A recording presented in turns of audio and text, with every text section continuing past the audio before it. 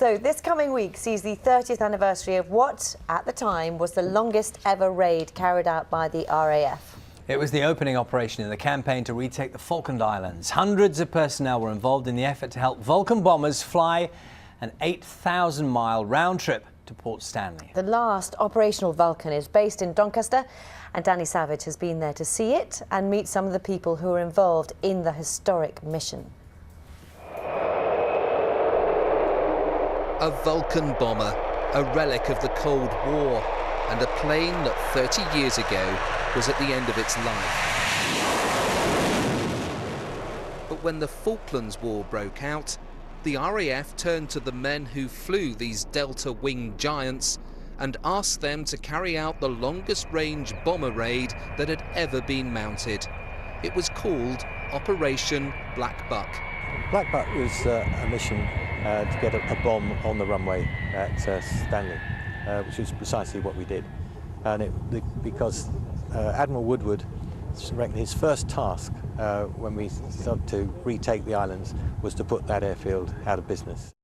The plan involved flying non-stop from Ascension Island in the mid-Atlantic to the Falklands, bomb the airport at Port Stanley and fly back again. A massive round trip of nearly 8,000 miles over the sea. And to make it even more difficult, there weren't any maps of the route. The RAF had never been down there, so we didn't know where it was. But we had no maps of anywhere in the South Atlantic because we never thought it was a threat. So when we got some Mercator charts, which are gratical type charts of the North Atlantic, turned them upside down, what was 57 north became 57 south. So we just plotted where the Falklands were, which actually I think was somewhere in Greenland when you looked at what was on the chart, and did it that way. And it worked. And on top of that, the Vulcan wasn't built for such a trip. It was designed to launch a nuclear attack on Russia from the UK. It couldn't carry anywhere near enough fuel for the planned mission, so it had to be refitted for air-to-air refuelling, and then the crews had to learn how to do it.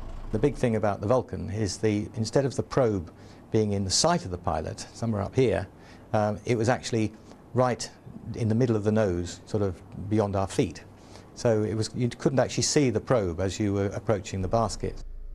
So in the run-up to the mission, Vulcan bombers and the Victor tankers needed to refuel them gathered on Ascension Island, quickly turning the remote outpost into one of the busiest airfields in the world. About a dozen tanker aircraft were needed to get one Vulcan through the mission. Even the tankers needed tankers. Martin Withers' Vulcan refueled 7 times on the way south, but they hit their target, leaving a huge crater in the runway at Port Stanley. Ours was the first attack of the conflict to liberate the islands, and the lights were on the airfield. They obviously weren't expecting us, and so it just seemed really a strange thing to be doing, rather than a particularly scary thing to be doing. But they had to get back, and that meant finding one last tanker as their fuel levels dropped to near zero. And there he was, with his hose streamed out of the back on a lovely blue sky, first refueling we'd done in the daylight, and it was, the most beautiful sight in the world.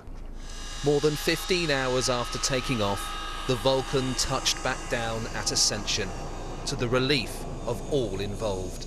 But the raid should not be viewed in isolation. Its success handed a key advantage to the British. It made Argentina think that these Vulcan bombers could reach their mainland, so they had to rearrange their air defences to cover a much wider area. And it also delivered a statement of intent that the British were deadly serious about retaking the Falkland Islands. And it was a mission that earned this unique-looking plane a place in history. Danny Savage, BBC News, Doncaster.